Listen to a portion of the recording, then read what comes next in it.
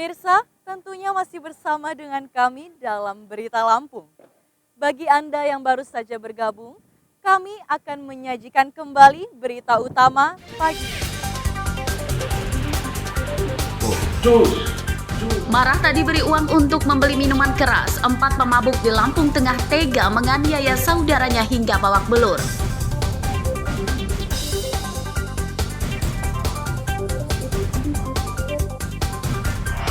Dengan banyaknya tomat ada di kota, itu akan dibuang. Harga tomat anjlok, petani di Lampung Barat mengamuk membuang tomat yang dipanen. Bagaimana? Mau dibuang tomat? Buang, Pak. Buang kemana ini?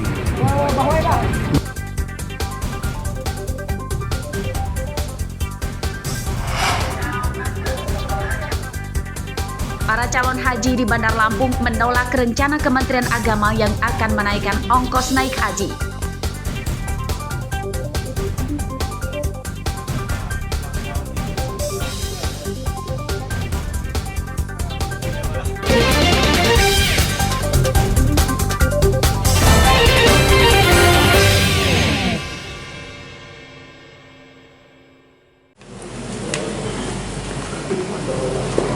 Sidang lanjutan kasus suap penerimaan mahasiswa baru dari jalur mandiri Universitas Lampung atau UNILA pada Kamis siang mengungkap fakta baru. Selain ketiga tersangka, ternyata seorang tenaga honorer yang dihadirkan sebagai saksi mengaku mendapat titipan 2 calon mahasiswa kedokteran. Setelah ditegur oleh hakim karena keterangannya berbelit-belit, saksi bernama Fajar Mukti itu mengaku kedua calon mahasiswa itu dititipkan kepada terdakwa M. Basri dengan biaya masing-masing Rp325 juta dan Rp300 juta. Fajar mengaku uang total Rp625 juta itu diberikan langsung olehnya kepada terdakwa M. Basri. Lalu setelah kedua calon mahasiswa titipan itu lulus, Fajar juga mengaku diberi imbalan senilai Rp2 juta. Saya tanya, artinya saudara sudah buka uang?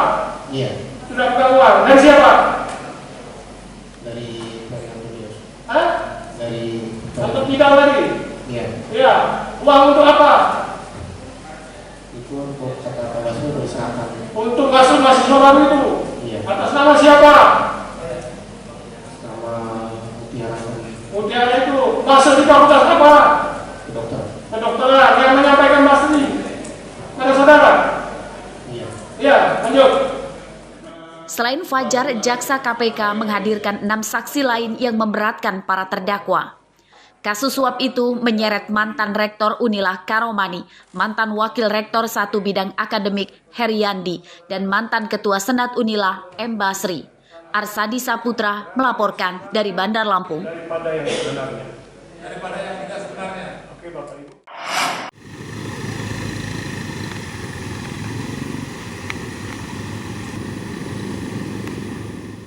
Ini bukanlah sawah yang berlumpur, melainkan Jalan Desa Makmur Jaya, Kecamatan Banjar Agung, Tulang Bawang.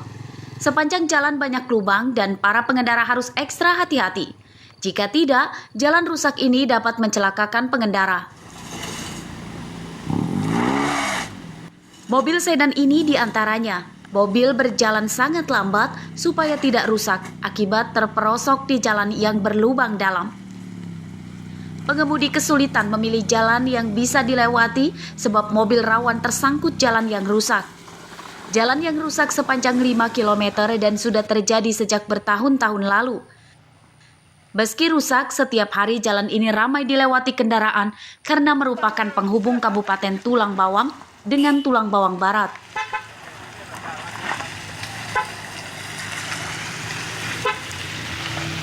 Mengenaskan, Mas. Sudah lama Mas rusaknya nih Mas? Udah lama ya, Mas. Harapannya Mas? Ya kalau bisa diperbarui lah, diperbaiki. Semoga perjalanan kan semakin enak. Kita keluar dari orang-orang dalam. Ada berapa kilo sih Mas kerusakannya nih? Kurang lebih ya sekitar 5 kilo lah. Dibenerin Mas jalan ini biar enak, terus tidak banyak begal kalau jalannya enak. Kan kalau susah ini punya begal karena jalannya pelan-pelan. Warga mendesak pemerintah Kabupaten Tulang Bawang dan Provinsi Lampung segera memperbaiki jalan. Selain menyusahkan warga, jalan rusak juga rawan kriminalitas. Saat ini saya berada di jalan milik Kabupaten Tulang Bawang, yang mana jalan menghubungkan di dua kabupaten, namun bisa kita lihat kondisinya adalah mengalami kerusakan yang cukup parah. Kerusakan pada badan jalan ini terjadi sejak 6 tahun lalu hingga sampai saat ini belum ada perbaikan, sehingga menjadi penyebab terjadinya kecelakaan dan tak jarang juga terjadi tindak pidana kejahatan. Harapan bagi para pengemudi tersendiri saat ini agar ada perbaikan untuk badan jalan menghubungkan di dua kabupaten, karena sebagai tempat ataupun jalan untuk perekonomian antara Kabupaten Tulang Bawang dan Tulang Bawang Barat. Mustaqim melaporkan dari Tulang Bawang.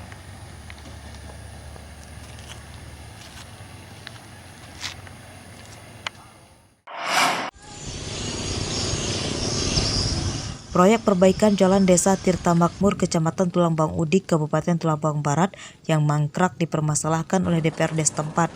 Kamis siang, Ketua DPRD Tulang Bawang Barat beserta Ketua Komisi 3 berencana akan memanggil Kepala Dinas PUPR Tulang Bawang Barat sebagai orang yang paling bertanggung jawab atas proyek itu.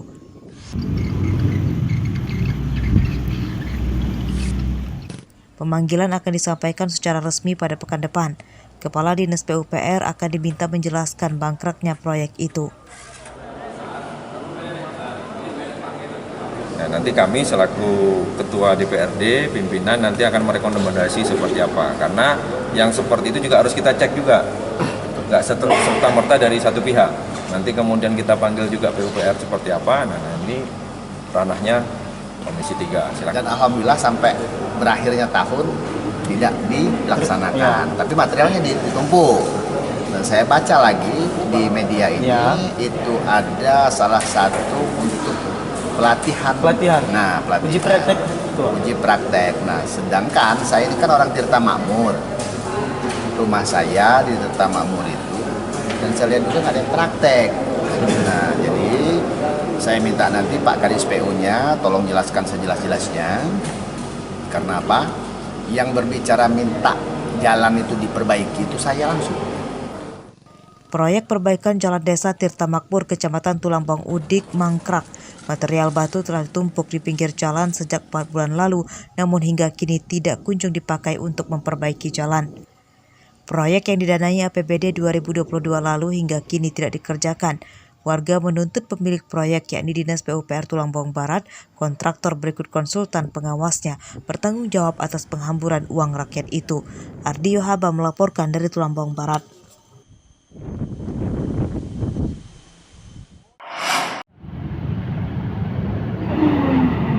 Arus lalu lintas di Jalan Tengku Umar, Kedaton, Bandar Lampung macet parah pada Kamis pagi.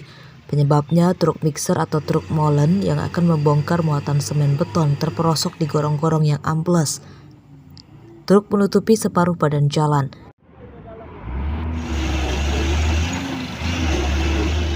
Kemacetan kendaraan kian parah karena truk sulit dievakuasi. Kendaraan bantuan dari perusahaan truk ini juga tidak kunjung datang. Sekitar 6 kubik ini. Trotoar nggak kuat. Trotoar nggak kuat, jebol. Jadi sekarang ini keluar tidak bisa, masuk nggak bisa. Jadi kita akalin supaya bisa keluar karena menyebabkan macet jalan di sepanjang Tengku Umar. Karena saya tanya, izinnya belum ada. Tapi kita konfirmasi lagi ke pemborongnya maupun ke pihak yang punya mobil. Ya itu truk itu aja bang, truknya pelosok. Ambles ya? Ambles, cor-coran itu karena lemah kan, karena muatan mobil besar. Ya.